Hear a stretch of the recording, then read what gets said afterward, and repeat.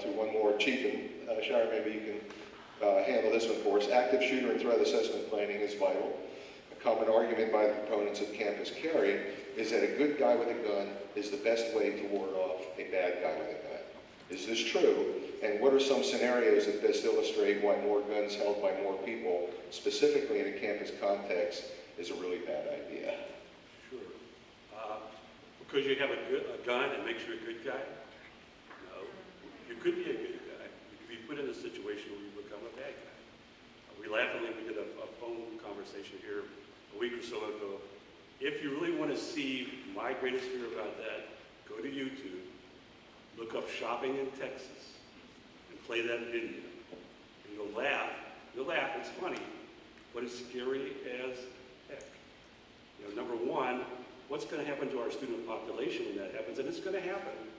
You know, I live up in the Panhandle. We've been carrying guns since they were in diapers. You know, I know y'all know Mr. Greg Evers. You know, and there's a culture there that says there's nothing wrong with it. That's false. Number two, you go get the CCP license, you shoot the BB gun, and you come on my campus with a gun, and you're telling me that you are ready, willing, and able.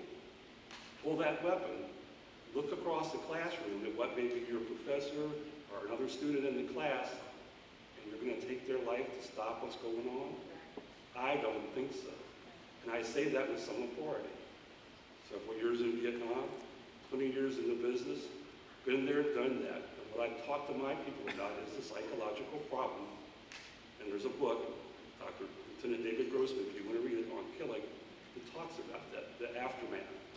You know, so do we want to put our students in that position? We already have mental health issues on our campus, and I'm glad to see that that will be addressed here, because I think that's more important than the gun. But carrying a gun is not going to make you any safer unless you are ready, willing, and able to pull it up, look in somebody's face, and use it. And then the president already talked about it, the training that our officers go through. You know, we're small, we only have 6 people, so I went and bought some airsoft guns, which I kind of laughed at first because that's the low end of it. But it does what I need to do. My guys don't want to get shot, and girls don't want to get shot, so when we do those scenarios, they do their best not to get shot. They also don't want to shoot the wrong person. You know, that's a heck of a thing to live with. I know that's happened down here at times. It happens everywhere. So, no, having a gun on campus doesn't make a good guy, a bad guy, a good guy. It doesn't. Go ahead, Chief Meade. A lot of times you hear, I get calls all the time from parents of students, or from students themselves as I'm out about campus. Well, I've had a firearm since I was a baby. I've had hundreds of hours of training. Or the parent would say, well, my Johnny or Mary, they've grown up with firearms. They've been trained, but shooting against a target where they can hit. Yeah, you might hit a bullseye on a piece of paper 100 yards away, but when we talk about training, is that stress training. Is between the 3 of us, again, several thousand hours of firearms training. But it's not just shooting at a target, it's training under stress. It's where you're stressed in a situation where you have someone yelling at you. You have someone that's actually pointing a weapon or charging at you. That's the type of training that law enforcement officers undergo, not just simply shooting at a target. And a lot of times we get the argument, yes, a good guy with a gun is going to stop a bad guy with a gun. Well, a good guy with a lot of training might have a chance. Now, I'll be honest with you, I've always been an expert shooter, but as I'm getting older and my eyesight starts to go, it starts to go this way a little bit. In training, I've made mistakes. You know, I've shot the target that was the hostage. But we all do that, but that's what training is for. That's what I make those mistakes in training, so I don't when we're in those real life situations.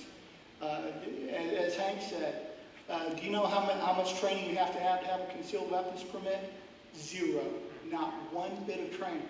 But everyone expects those good guys to be, we call it the hero complex. Everyone wants to be the hero in those situations where you're faced with a confrontation with someone with a firearm, and then you're going to be the hero.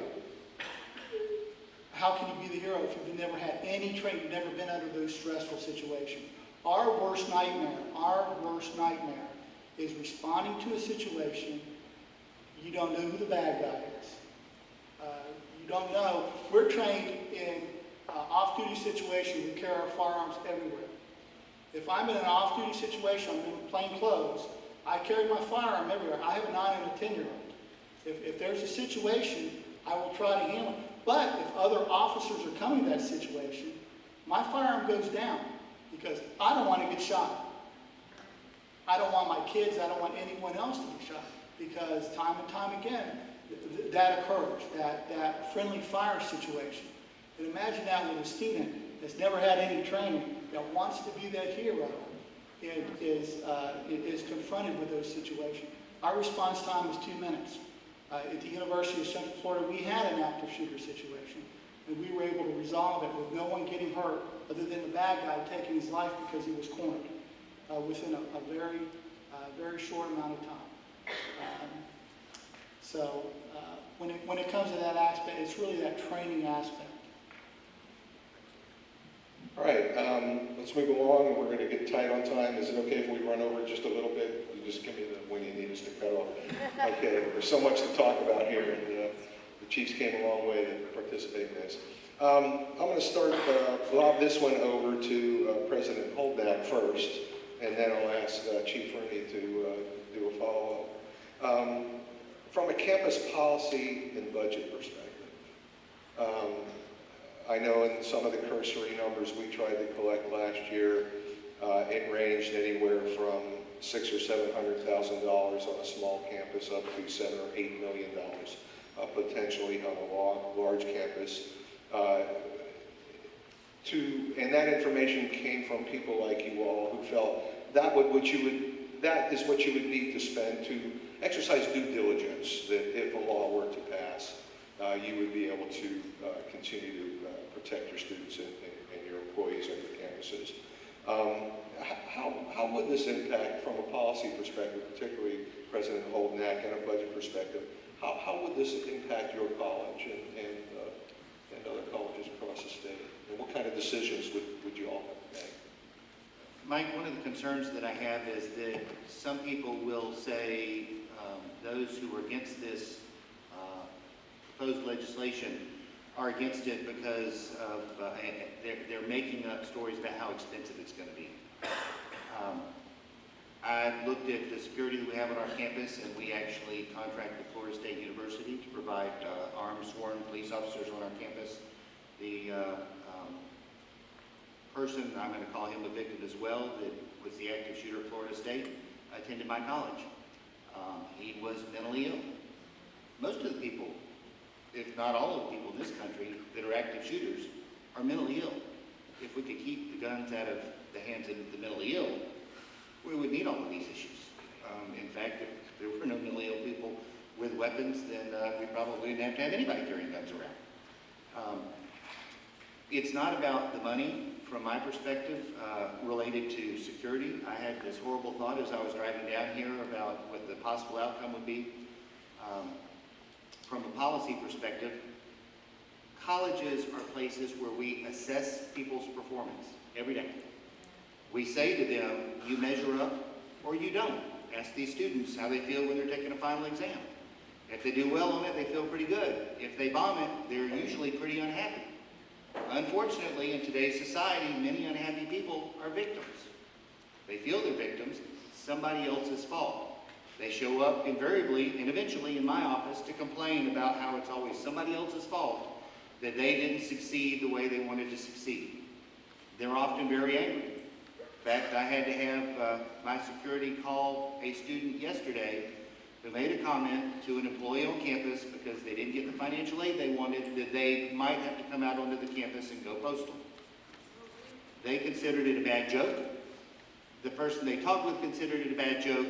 I didn't consider it a joke at all, and he got a visit from a police officer to ask him how serious he was. Every time. You can't say this person's serious and that person's not. They're all serious. So The law enforcement angle's not as much for me, but I'm gonna have to beef up my student services staff. I'm gonna have to beef up my